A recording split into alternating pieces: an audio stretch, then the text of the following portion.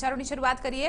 અમદાવાદમાં નજીવી બાબતે બે જૂથ વાખડ્યા હતા। ઘટના બની બાવળાના સાંકોદરા ગામમાં કે જ્યાં પાનના ગલ્લા ઉપર ગાડીનો દરવાજો ખોલવા બાબતે જૂથ અથડામણ થઈ। મારામારીની ઘટનામાં 9 વ્યક્તિને ઈજા પહોંચી છે, જ્યારે એકની હાલત ગંભીર છે।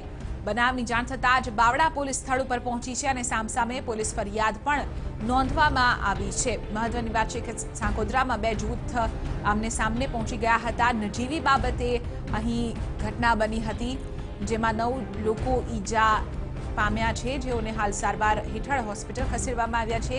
એક વ્યક્તિની હાલત અહીં ગંભીર છે। અહીં સામસામે પોલીસ ફરિયાદ દાખલ પણ થઈ છે। પાનના ગલ્લા ઉપર કારનો દરવાજો ખોલવા જેવી નજીવી બાબતે આ સમગ્ર માથાકૂટ અહીં સર્જાઈ હતી।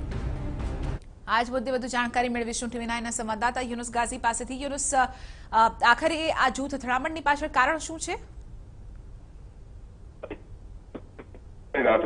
ગલ્લા ઉપર એક જ કોમના બે અલગ અલગ જૂથના યુવકો બોલાચાલી થઈ હતી અને તેના પડઘા બંને જે લોકો તે આમને સામને આવી ગયા હતા અને આજે સવારે પછી ઘટના સર્જાઈ હતી અને તેમાં બંને કોમને સામાન્ય ઈજાઓ થઈ હતી।